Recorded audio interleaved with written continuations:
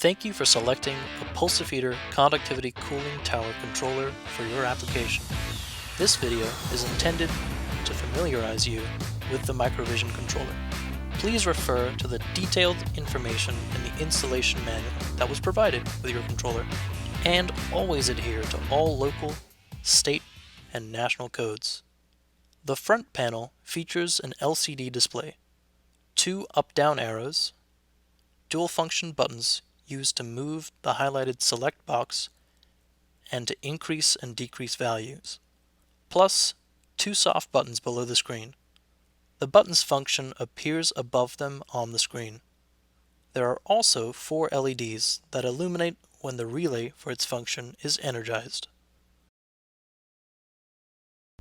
This is how the home screen appears during normal operation, when there are no alarm conditions. If an alarm condition occurs, for example no flow, this message will appear on the screen and the 4 LEDs will begin flashing. The home screen returns automatically after 5 minutes if no buttons are pressed after entering a menu. Now let's look at the status screen. Press the menu soft button. The status screen shows the controller's real-time data. This screen can be used to log the amount of time a relay was energized since it was last reset. It displays the amount of water registered by the water meter. It also registers the time in hours that the 4 relays were energized since they were last reset. The probe's temperature and the last error are also displayed. Press the back soft button to return to the home screen. Press the menu soft button. The configure menu allows you to set the time and date, HOA outputs, water meter, etc.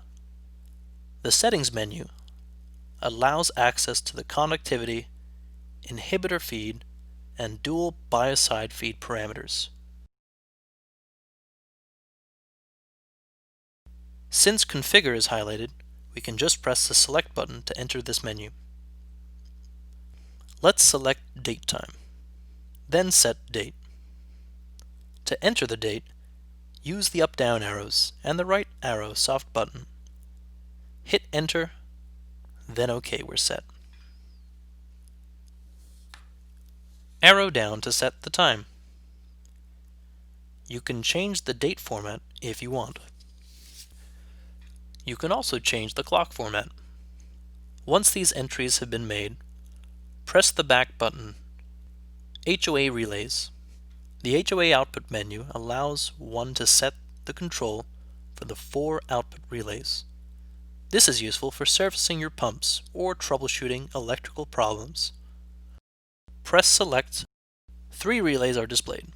To see biocide B, arrow down.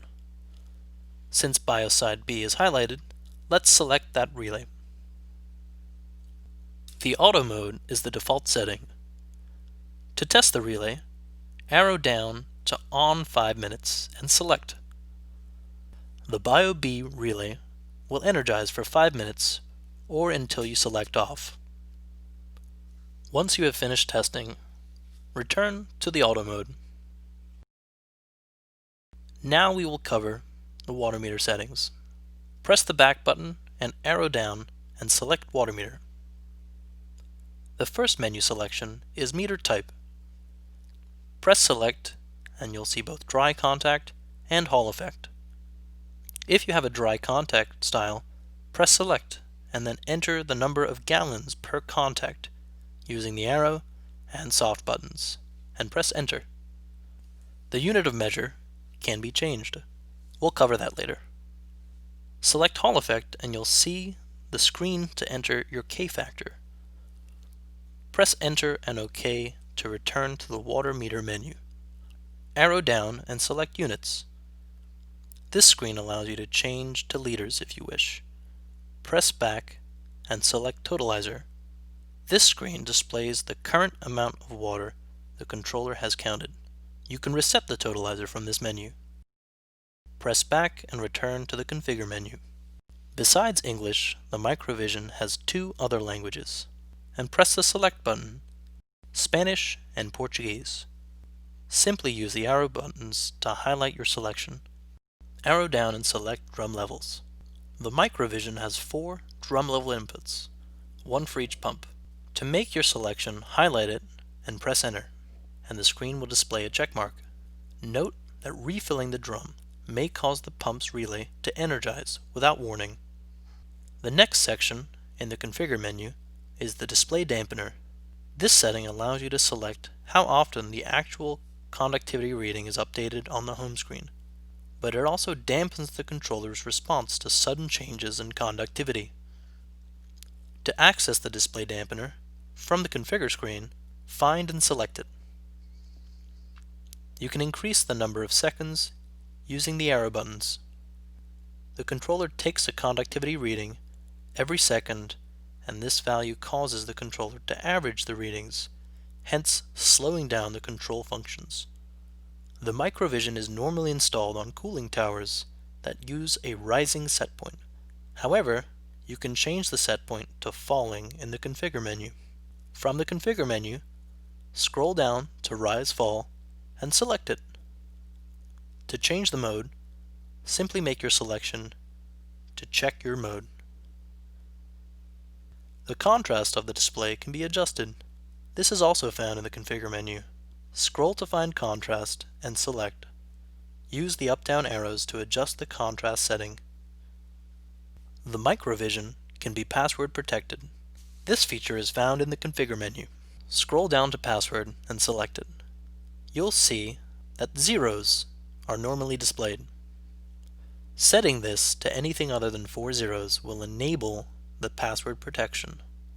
The code will be required to access the configure and settings menu. To disable the password, return the code to zeros. If you do not know the password, you'll have to call our technical department for help. Please have the controller in front of you when you call. A tool for checking the operation of the MicroVision in real time is the troubleshoot screen. Find it by scrolling down and selecting it. Displayed is the flow switch status, the 4 drum level switch statuses, the water meter status, the probe's conductivity and temperature reading. It also shows the revolving week number and the day of the week used in biocide programming. We'll cover that later. And lastly, the clock seconds. While the screen is displaying information, the controller is still functioning normally, and the relays could energize without warning. The controller's software version is found in the configure menu. This information may be required for any possible service issues. Arrow down to software version and select it. The version should now be displayed. The controller can be reset to the factory default values at any time. This can be done through the factory reset screen. Of course, be absolutely certain that this is your desire before performing a reset. The unit will prompt you for a decision whether to proceed or not. If yes, press OK, then enter 9999 using the buttons, then press enter and then OK. There is no way to retrieve previous parameters. The unit is now set to factory default values.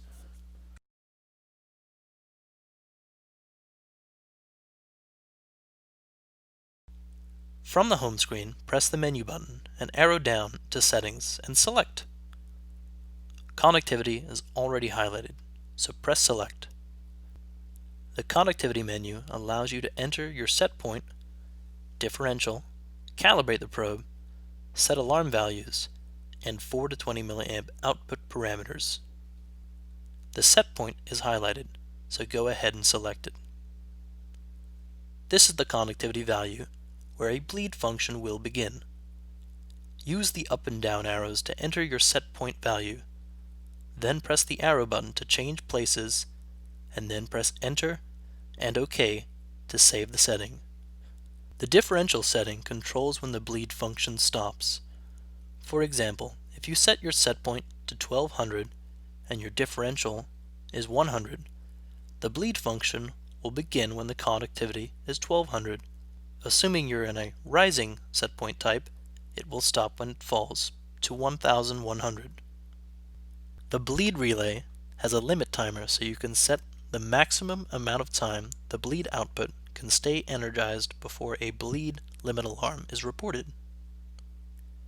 The limit timer, when exceeded, only reports an alarm. It does not turn off the bleed relay. If the next bleed cycle completes without alarm, the alarm will clear itself. And use the arrow buttons to enter hour and minute values. Setting the value to zeros disables the timer function. Then hit Enter and OK. Probe calibration. Some important information to remember. The conductivity probe is very sensitive to temperature changes.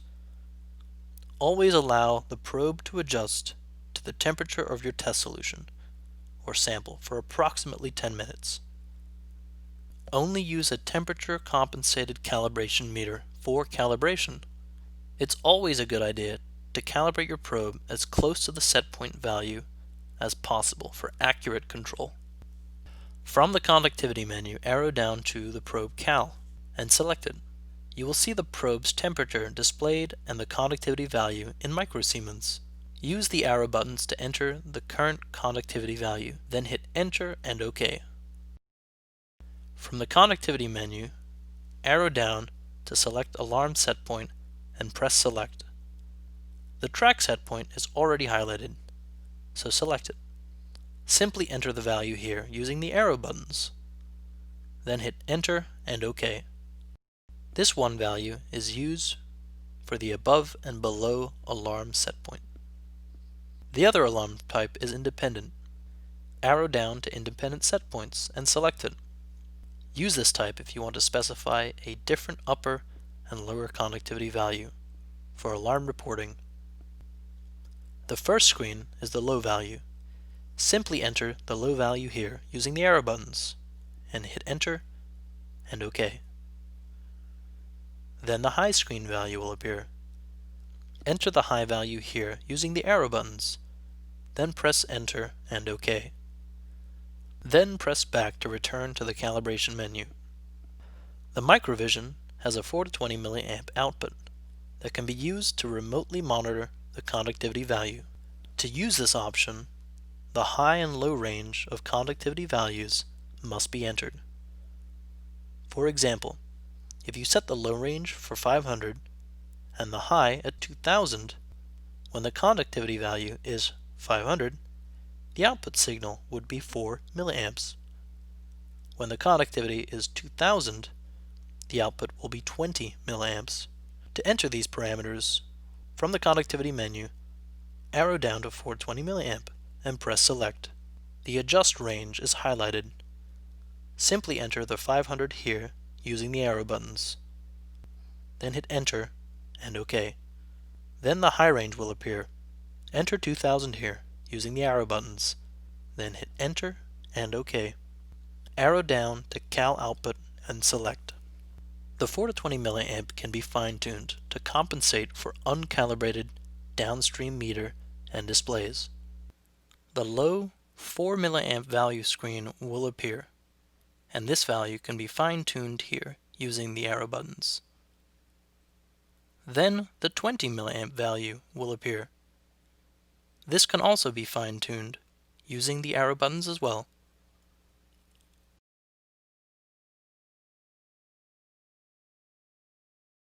From the Settings menu, press the Enter button and arrow down to the inhibitor and select it.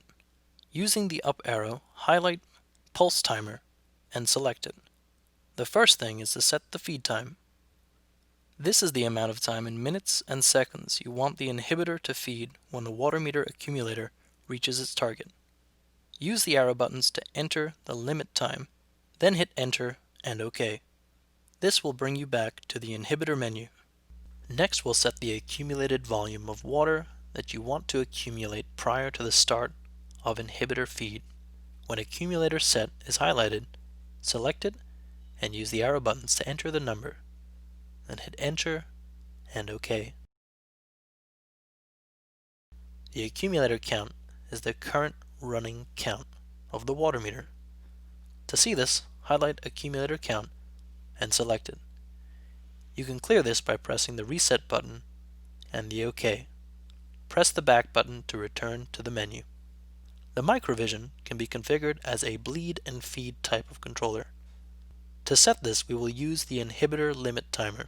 In this mode, the inhibitor relay will energize when the bleed function is running. If this time is exceeded, the controller will go into alarm and the inhibitor relay will de-energize. From the inhibitor menu, highlight and select Limit Timer. Set the limit time in hours and minutes. Arrow through, press Enter and OK. The cycle timer mode sets the inhibitor to feed a percentage of a time period. For example, if you want to feed 6 minutes every hour, you would set the cycle time to 60.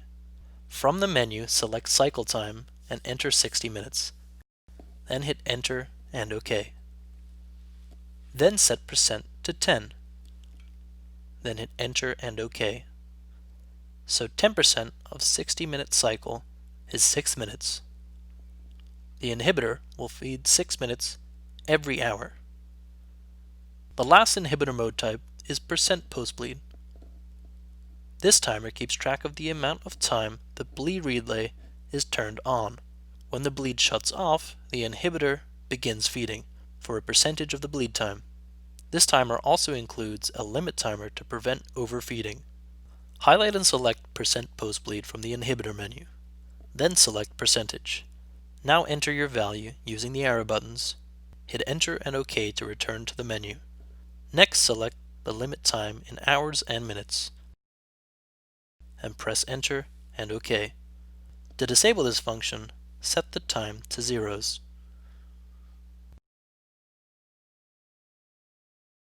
From the inhibitor menu, highlight and select biotracking and select it.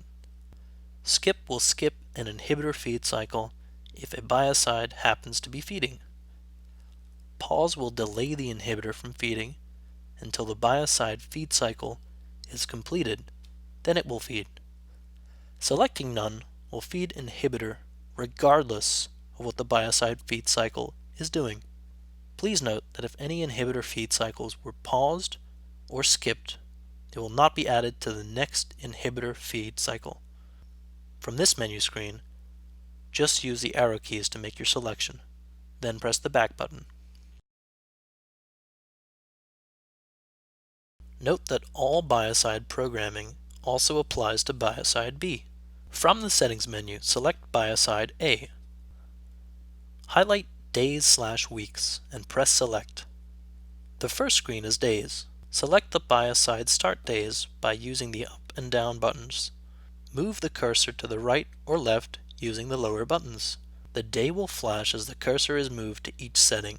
The flashing on or off text indicates whether the current setting is on or off. If a day is highlighted or has a black backdrop, that particular day or week will have a biocide feed. The week number is seen at the bottom right. When you are finished setting the days, press the Enter button and the week screen will appear. All of the previous instructions also apply to the week screen. Go back to the biocide menu, arrow down, and select Start Times. Once you select Start Time, use the arrow buttons to enter the hour and minute you want the biocide cycle to start. Repeat this process for up to 4 different start times. Now set the feed time. Highlight and select Feed Times from the biocide menu and enter the hours and minutes that you want the biocide to feed with each start time. The next option we'll cover is pre-bleed. There will be 2 settings, pre-bleed time and minimum conductivity value. From the biocide menu, highlight and select pre-bleed. Now enter the pre-bleed time in hours and minutes using the arrow buttons and then hit OK. Next, enter the conductivity minimum value you want your conductivity to reach before the bleed cycle finishes and biocide is fed. Do this by using arrow buttons.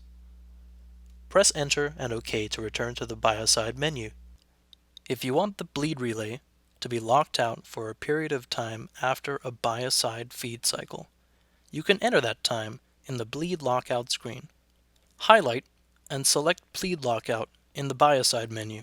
Enter the time in hours and minutes using the arrow buttons, and then press Enter and OK. This video was a brief overview on how to program your MicroVision.